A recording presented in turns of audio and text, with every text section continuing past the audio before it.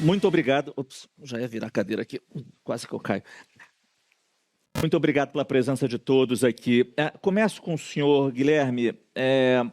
Nos estudos que vocês fazem, na experiência que vocês têm, na experiência que vivem no dia a dia, o quanto a gente precisa investir, porque a palavra assusta, né? Resiliência ou colapso. O quanto a gente tem que investir e até quando para evitar colapso na nossa infraestrutura, especificamente aqui, no seu caso, a NTT Estradas. Boa noite. Boa noite, Márcio. Quero agradecer aqui pelo convite da CNN. É uma alegria discutir um tema que é premente não do futuro e não do presente, é do passado, já que precisamos enfrentar. E na agência nós temos já um valor com relação a isso. Primeiro, uma política pública direcionada para o Ministério que 1% da receita bruta de toda tarifa de pedágio vai ser direcionada para a infraestrutura resiliente. E isso tem um norteador para justamente planejar, monitorar e você poder endereçar o que já tem acontecido e, como já bem relatado no painel anterior, o que aconteceu no estado do Rio Grande do Sul no ano passado. E é impressionante você fazer um paralelo da infraestrutura concedida à infraestrutura pública, a capacidade de monitoramento e, sobretudo, de reação que teve da infraestrutura concedida. E você pega exemplos, inclusive da Motiva que está aqui presente, nós tivemos, num curto período de tempo, você poder monitorar e evitar catástrofes maiores existentes, seja do ponto de vista de investimentos da infraestrutura, como também do ponto de vista humano, e, consequentemente, o retorno do restabelecimento da infraestrutura. Então, você percebe, com esse investimento e com políticas que estão sendo direcionadas, não só de tarifa, mas também de modelagem, estruturação dos novos projetos e, consequentemente, também de financiamento, você vai poder ter uma transformação do hoje e do futuro bem próximo. Quantos pontos importantes você nos traz aqui para o nosso debate? Eu acho que a gente vai conseguir, pelo menos essa é a intenção, trazer um pouco mais, aprofundar um pouco mais esses pontos no seu resumo perfeito que você faz. Eu passo agora para o Miguel Setas, CEO da Motiva. A Motiva nasce de uma transformação da CCR, mas não apenas uma marca nova, também o reposicionamento da empresa que move a infraestrutura do nosso país, está no DNA da empresa, a gente sabe disso, mas é impossível não lembrar a tragédia do Rio Grande do Sul, como o secretário também nos fala. E aí eu pergunto, a gente está atrasado nessa preparação?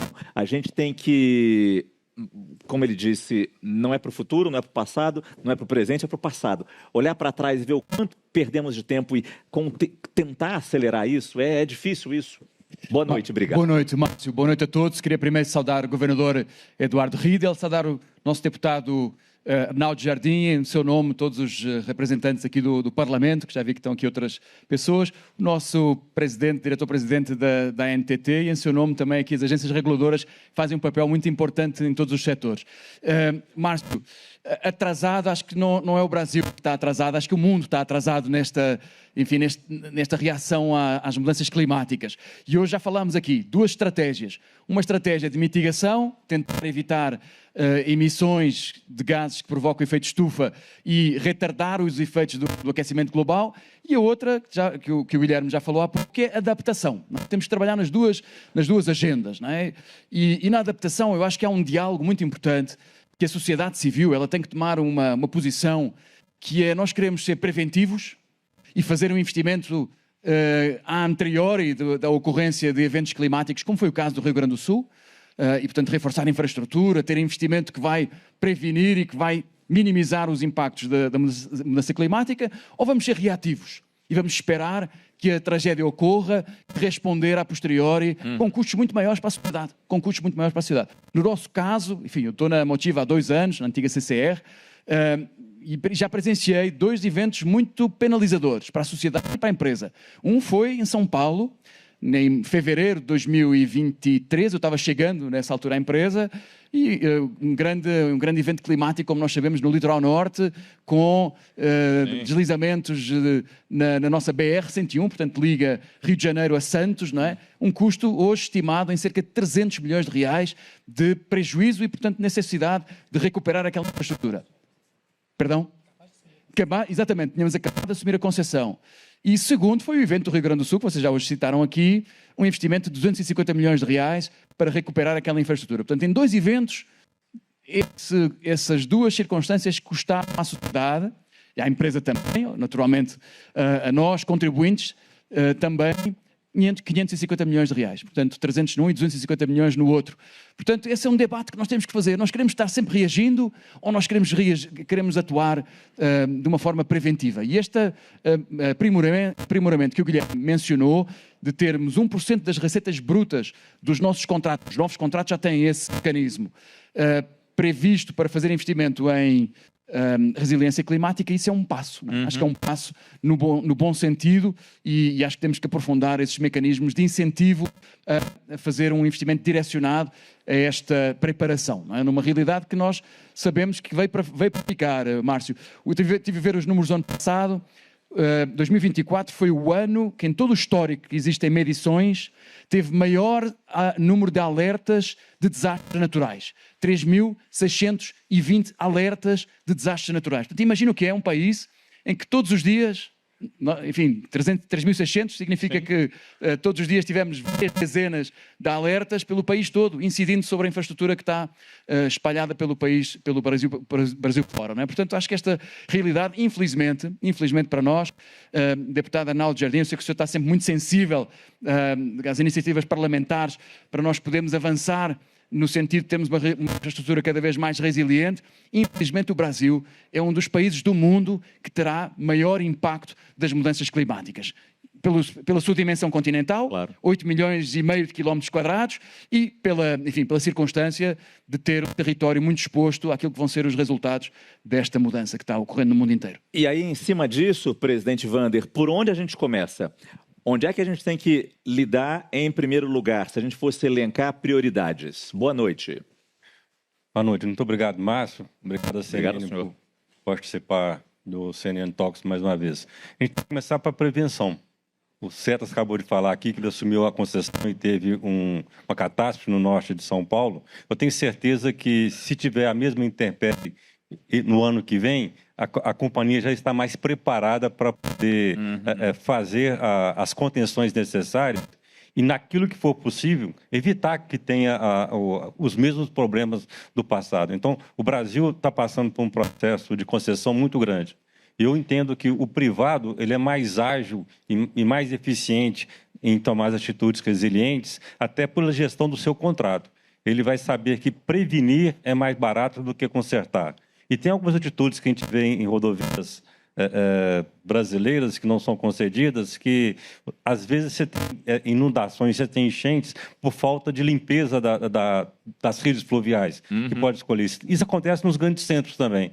Muitas avenidas são inundadas porque não teve o cuidado de, antes de começar o período chuvoso, fazer uma correta limpeza. Os setores precisam conversar nesse sentido. Precisa de conversar. Então, as concessões vão ajudar muito nesse sentido. E se pegar os novos projetos, como foi na 381 em Minas Gerais, já colocou no contrato o risco geológico. É uma região que tem muita chuva, muita queda de barreira, então isso está no contrato. Então, a empresa concedida vai trabalhar para poder evitar o dano, e eu tenho certeza que nós não teremos um colapso, porque com a grande momento de concessões rodoviárias no Brasil, elas já estão vindo para iniciar o projeto, pensando como é que vai ser a próxima temporada de chuva, o que eu faço para agir preventivamente e minimizar os danos. Estamos falando tanto de estrada, mas também temos os portos e terminais importantes na nossa infraestrutura. Não tem madeira aqui para bater, tem na cadeira, mas está longe ali, para a gente falar, evitar a palavra colapso, mas o quanto portos e terminais também se preparam para evitar esse colapso, para termos resiliência. Boa noite. Boa noite, Márcio. Obrigado pelo convite. Da ANTAQ está aqui participando desse importante debate. A ANTAQ, por competência, ela, além de regular, fiscalizar, impor normas, ela faz estudos também do setor. Em 2022, a gente fez um estudo do impacto de como a mudança climática poderia impactar o risco dos portos de colapsarem. E nós fizemos um estudo geral, tendo um panorama de 21 portos. Dos 21 portos, fizemos um estudo específico de 3. Porto de Rio Grande, Porto de Santos e Porto de Aratu, em 2022. Em 2022, identificamos que o Porto de Rio Grande, justamente por conta da região ser vulnerável a grandes ventos, poderia estar suscetível, então, a chuvas intensas e aumento do nível do mar. E foi exatamente o que aconteceu em 2024. Olha. Não o Porto de Rio Grande, ele acabou não sendo afetado, mas o Porto de Porto Alegre ficou completamente debaixo d'água. As operações não foram muito impactadas, porque o Porto de Porto Alegre hoje tem uma operação menor e tem uma área muito mais voltada à relação porto-cidade, a um espaço ali de uso público da população e menos de operação de carga, mas acabou tendo armazéns completamente debaixo d'água. Então, a partir desse momento, de 2022, os portos não falavam muito, né, de adaptação, de resiliência climática. E a gente percebeu como agência que esse estudo, a partir do momento em que ele mostrou para os portos que, de fato, há mudanças climáticas, que o risco de eventos climáticos extremos era uma realidade, a gente viu uma corrida dos portos, principalmente os portos públicos, né? A gente separa o setor portuário brasileiro em portos públicos, que são os grandes complexos portuários, que dentro deles congrega terminais que operam, que são terminais licitados dentro desse complexo portuário, e tem os terminais privados que funcionam com outros tipos de outorgas em áreas que são privadas das empresas. A gente vê que os terminais privados, embora não tinham uma política pública, um olhar da agência reguladora de maneira mais centralizada, de ter essa política voltada à resiliência, a gente viu que os terminais privados eles acabam fazendo pontualmente algumas ações voltado ao segmento. Até porque a gente está falando de um segmento que é internacional. O setor de transporte aquaviário tem passado por discussões muito importantes, lideradas pela Organização Marítima Internacional em relação à descarbonização do transporte aquaviário. Então, a gente via esses movimentos isolados dos terminais privados, mas os portos públicos, como os complexos conglomerados portuários, eles não tinham esse olhar da resiliência climática. E foi por conta desse estudo que nós fizemos em 2022, infelizmente, do que aconteceu em 2024 no Porto de Porto Alegre, e já tínhamos estudos específicos no Porto de Santos, que é o maior porto da América Latina. Imagina o que seria uma inundação no Porto de Santos, né? E a gente fez também no Porto de Aratu. A gente tem visto, nos últimos anos, aumento maior de índice de chuvas, a gente tem visto um nível maior de fechamento de barras, que é quando simplesmente os navios ficam esperando para poder atracar, e isso gera filas e filas de navio e pagamentos altos de demurrage, que é justamente o atraso na atracação desses navios, e tem visto que os portos têm buscado adaptar ainda mais as suas estruturas. Além desse estudo de riscos climáticos, nós fizemos um estudo de descarbonização, para saber como os portos, para além dos riscos climáticos, né, que a gente identificou quais eram as vulnerabilidades deles, como eles estavam se adaptando. O primeiro impacto que a agência identificou é que eles ainda estavam, a partir do estudo que nós fizemos em 2022, e esse estudo que a gente fez, como eles estavam já implementando, foi agora em 2024. Então, 2 anos depois dos estudos, a gente viu, olha, eles começaram, como conglomerados de portos públicos, a fazer ações de adaptação, para ver como melhorar as suas infraestruturas. Porque, de fato, né, como o diretor Guilherme disse, essa preocupação de ser um problema já presente, né, do passado, ele já passou a bater na realidade dos portos brasileiros e começaram, então, a se adaptar. E é exatamente para o diretor Guilherme que eu passo a pergunta. Quando a Flávia fala em os portos pagaram a adaptação, eu pergunto quem é que banca essa adaptação para ser mais resiliente? Até que ponto as concessionárias não repassam isso para o usuário, para o cliente? Como fazer esse equilíbrio? Márcio, o repasse ele é natural. Uma modelagem econômica financeira de um projeto de concessão, ele vai ter os seus investimentos e os serviços, ele vai ser equilibrado em uma modelagem com uma tarifa comparativa com os investimentos. E o papel da agência vai ser justamente estruturar um projeto que ele tenha um investimento e uma tarifa que ele vai condizer com aquilo que vai ser transmitido. Então, quando você retira 1% da receita bruta e vai direcionar para uma conta vinculada, tenho certeza que o usuário, que somos todos nós, ele não vai questionar um valor desse, que vai ser na casa decimal, sem ter uma infraestrutura resiliente, que vai antever e, sobretudo, ele vai monitorar e vai se adaptar a uma infraestrutura de resiliência. Mas tem outro ponto também, Márcio, que nós temos buscado na agência e no governo federal como um todo. É justamente a financiabilidade. Os nossos editais eles já vêm com políticas de incentivo e justamente indicadores que estruturam realmente a questão do monitoramento e do desenvolvimento, não só no ciclo inicial de investimentos, mas no decorrer todo dos seus 30 anos de concessão. E uma outra política importante estabelecida foi justamente das debêntures verdes, onde você vai privilegiar e incentivar o financiamento da infraestrutura com debêntures que sejam realmente voltadas para a resiliência. E aqui ao meu lado, O Setas vai ser mais um exemplo. Uma das grandes concessões que nós fizemos, a Rio SP, emitiu 10 bilhões de debêntures, um grande projeto, e grande parte delas foi justamente debêntures verdes, financiada pelo BNDES. Ou seja, é um ciclo virtuoso que você movimenta o momento de concessões, incentiva a concessionária e também o próprio mercado financeiro, com o Banco de Desenvolvimento. Esse é um ponto importante mesmo. Eu acho que essa é a pergunta ideal para você agora, Guilherme. O quanto de investimento ou o quanto de criação vocês já conseguiram desenvolver até para conseguir fazer mais esses investimentos, para dirimir problemas, mitigar problemas, e o que ainda falta fazer? Qual é o desafio que vocês enfrentam para fazer muitas vezes essa conta fechar? Esse é um desafio constante, Márcio, que nós temos nas nossas concessões. Primeiro, elas precisam, em muita medida, de um upgrade, não é? De uma melhoria do serviço que elas prestam e, portanto, nós temos investimentos de alargamento, temos investimentos de expansão da nossa infraestrutura, não é? Sempre se espera isso, claro. Sempre se espera isso. Portanto, essa é, digamos, a obrigação básica do concessionário, garantir que o seu contrato, que a sua gestão daquela infraestrutura, ela proporciona um serviço de qualidade, seguro, numa infraestrutura que permite, no nosso caso, não é? Temos rodovias, temos metrôs, temos trens, temos aeroportos, não é? Portanto tem que permitir um serviço de muita qualidade. Essa é a primeira circunstância. O investimento de resiliência, ele aparece como uma segunda derivada, hoje, não é? Conscientes de que essa realidade ela está muito mais presente na nossa gestão, é uma segunda derivada, não é? que nós temos hoje na nossa gestão, e sempre que conseguimos introduzir nas soluções construtivas soluções que possam proporcionar maior resiliência, isso hoje já é considerado na expansão, no desenvolvimento dessa infraestrutura. Eu vou dar um exemplo que nós estamos neste momento passando por ele. Rodovia 386, Rio Grande do Sul. Tivemos um impacto, no ano passado, daquela tragédia climática que devastou a nossa rodovia. As soluções construtivas que estamos adotando agora, nomeadamente para a construção dos taludes, não é? Os taludes que, na prática, seguram os terrenos, não é? Para que eles não deslizem para cima da rodovia. Essas soluções construtivas hoje são muito mais preparadas para os eventos climáticos que nós vamos ter com mais recorrência do que eram no passado, não é? Portanto, esse é um trabalho que eu acho que vai ser contínuo, não é um trabalho que tenha uma solução imediata, não é? Cada quilómetro de cada rodovia tem a sua solução e, portanto, nós temos isso hoje muito presente naquilo que é o desafio que temos de dar resiliência às nossas rodovias. Agora, presidente Wander, se a gente tem eventos extremos, eventos climáticos extremos, muitas vezes temos burocracia extrema. E aqui eu levanto alguns pontos: licenciamento demorado, insegurança jurídica, baixa previsibilidade regulatória.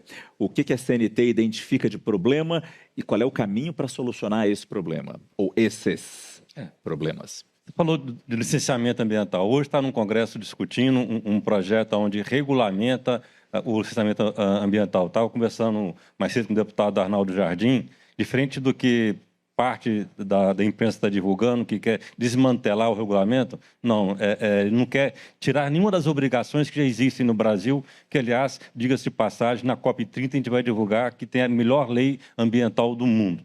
Enquanto a Europa nos critica por estar plantando no Cerrado, nós mantemos 80% da floresta Amazonas por força de lei. E o Cerrado também tem os biomas, percentual de 40% mantido por força de lei, coisa que na Europa já não existe, já não tem mais nenhuma floresta nativa. Então, quando a gente vai para o Congresso, a gente quer regulamentar o licenciamento ambiental para dar agilidade nisso. A gente não quer que tire a necessidade de ter licença ambiental para construir uma ferrovia ou para construir uma rodovia. Mas, estando construída a infraestrutura de transportes, que a manutenção, a conservação seja uma coisa automática, que nós não temos que pedir novamente uma licença. E o que se inverte agora é que você pede uma licença e o meio ambiente ele demora o tempo que ele quer para poder dar a licença. Muitas vezes, por questão ideológica, o Congresso está colocando prazo.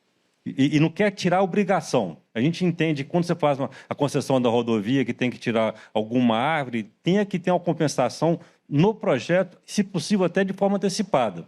A CNT não defende o carbono zero, porque a gente entende que isso é impossível. Nós defendemos o carbono neutro. Tudo aquilo, ambiente que você fizer, você tem que mais que compensar a natureza. E se para fazer a Ferrogrão tiver que fazer algum dano ambiental, Ele tem que vir compensado pela própria concessionária, mas vai fazer um bem ambiental muito grande, porque vai tirar o caminhão da estrada e vai fazer o trem. O transporte que mais emite por TKU, tonelada quilômetro útil, é o rodoviário, mas ele é necessário. Se eu tiver uma rodovia ou uma hidrovia, a gente vai escoar a safra do Centro-Oeste de forma muito mais saudável do que de caminhão, porque a safra vai existir e vai sair de lá para os portos. Então, autorizar as hidrovias lá que a ANTAQ está cuidando junto com portos e aeroportos faz muito bem para o meio ambiente, que é o transporte que menos emite por tonelada transportada. Então, aproveitando aqui para justificar a necessidade da independência das agências que vem sendo combatidas governo a governo. É a independência das agências que está fazendo com que o Brasil possa fazer projetos de Estado para poder aumentar a quantidade de concessões. E hoje a gente precisa defender também a necessidade de ter independência financeira. Esse corte que aconteceu de forma geral, que falado no último painel, tem prejudicado, porque as agências elas geram caixa para o governo. Toda vez que você faz um leilão, você está concedendo uma rodovia, uma ferrovia, que vai gerar emprego, que vai pagar tributo, e em alguns casos até paga outorga. Ao cortar o orçamento, a gente vai ter o projeto de leilões de todos os modais restringido por falta de recursos e vai atrapalhar o desenvolvimento do Brasil. Então, há necessidade de respeitar o arcabouço fiscal, mas a independência das agências é fundamental para o desenvolvimento da nossa infraestrutura de transporte e para ter uma infraestrutura mais resiliente. Se a gente olha para a COP30, Flávia, no que a ANTAQ vai prestar atenção nos debates que vão acontecer lá, até que ponto vocês vão querer influenciar em algum ponto nisso? O que o mundo tem discutido em relação à questão da infraestrutura é como criar incentivos regulatórios para que a gente possa incentivar ainda mais essa infraestrutura a tornar-se adaptada. Regulação. Os portos, eles são a fronteira desse processo de descarbonização, tanto pela linha marítima, quanto pelo que o próprio senador, o próprio deputado disse aqui em relação à exportação de combustível, exportação de energia. Então, o que a gente tem visto é como poder pegar melhores práticas para tornar o mercado regulado, no nosso caso, os contratos de arrendamento, criar nesses contratos incentivos para que eles possam fazer cada vez mais investimentos verdes. Hoje, a gente já tem nos nossos processos de licitação dos arrendamentos portuários e também das hidrovias, a gente tem criado cláusulas para que os contratos tenham que fazer inventários de emissão de carbono, o contrato de hidrovias, por exemplo, que tem que fazer o monitoramento do nível de emissões e também fazer uma adaptação específica das mudanças climáticas e monitorar esse impacto nas comunidades ribeirinhas. A gente tem dito que aqueles contratos de arrendamento que possuem berços precisam fazer projetos de eletrificação para receber navios que possam ficar enquanto estiverem atracados, em vez de usar combustíveis fósseis ali enquanto estiverem atracados, utilizar combustível gerado por energia elétrica, que a nossa energia, como dito no painel anterior, é uma energia limpa. Então, a gente tem visto o que a gente pode fazer nos nossos terminais, nos nossos terminais portuários, mas principalmente como utilizar os métodos regulatórios para poder incentivar um incentivo à adaptação dessa infraestrutura. A gente olha muito o paralelo do setor de rodovia, como aqui tem, setores de ferrovia, mas é um debate que o mundo inteiro tem visto em adaptar todas as suas infraestruturas, e é isso que a ANTAQ vai estar acompanhando na COP30. A gente tem mais um minuto, dá para fazer mais uma pergunta, e aí a pergunta naturalmente vai em cima da inspiração que a COP nos faz, os países têm que responder a metas. Qual vai ser a meta da Motiva? Se pudesse na COP30 falar, minha meta vai ser essa, quais são as metas de vocês para termos qualidade no atendimento, qualidade no serviço, em todos os setores que vocês atuam, mas principalmente na preparação para evitar esse colapso que falamos aqui? Que pergunta boa, Márcio. E eu até vinha preparado para ela.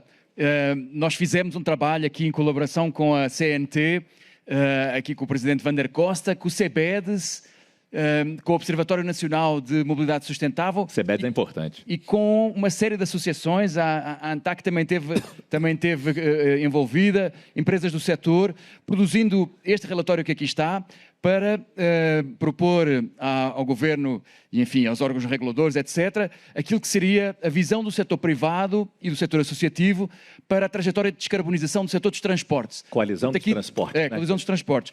Aqui estão 3 alavancas, aqui o presidente Vander já falou nisso. 3 alavancas. Uma é o mix da nossa matriz de transporte. Ele hoje é fundamentalmente rodoviária, ela tem que passar a ser mais ferroviária e aquaviária. Segundo, uso massivo, cada vez mais intenso, de biocombustíveis. Nós hoje temos já uma penetração muito forte de biocombustíveis na nossa economia. Este estudo recomenda dobrar essa penetração. Portanto, um dos veículos fundamentais de descarbonização. Terceiro, eletrificação das frotas. Ou seja, nós começamos a ver já, todos nós, nas estradas, veículos elétricos. Essa eletrificação ela não vai chegar a todas as frotas, ela não vai chegar aos veículos pesados, ela não vai chegar a muitos dos veículos, enfim, que a própria CNT conhece tão bem, que vão ter que continuar a utilizar combustíveis fósseis ou biocombustíveis, mas ela vai ter penetração em muitos segmentos que são muito críticos. E, portanto, com isso nós vamos conseguir chegar a 2050 com um resíduo, ainda algumas emissões, mas um resíduo daquilo que é hoje o footprint, não é? Do setor de transportes. O setor de transportes hoje representa 11% de todas as emissões no país. Nós, com este estudo, recomendamos que essa pegada carbónica, e que vai aumentar, porque o país está crescendo, não é? Portanto, chegando a 2050, se nós não fizermos mais nada, hoje o nosso footprint de 260 milhões de toneladas de CO2, ele aumenta para 420, algo assim.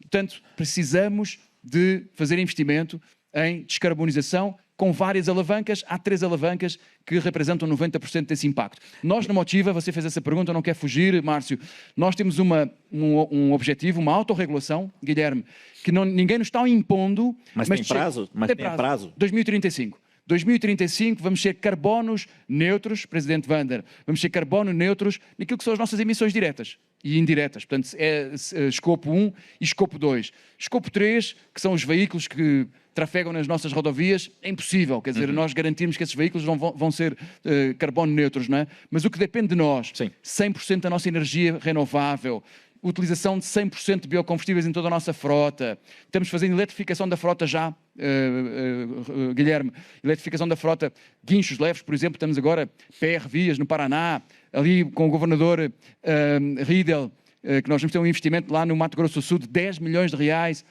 Estamos também já pensando em fazer uma parte da eletrificação da nossa frota. Portanto, tudo isso está acontecendo agora. Vamos chegar a 2035, carbono neutros, à frente do mundo, porque o mundo, como nós sabemos, está colocando essa meta para 2050. Portanto, nós estamos nos autorregulando para antecipar essa descarbonização. Miguel Setas, da Motiva, Guilherme Sampaio, diretor-geral da NTT, Wander Costa, presidente do Sistema Transporte CNT, e Flávia Takahashi, diretora da Agência Nacional de Transportes Aquaviários ANTAQ. Muito obrigado pela participação de vocês no nosso debate. Daniel Hittner.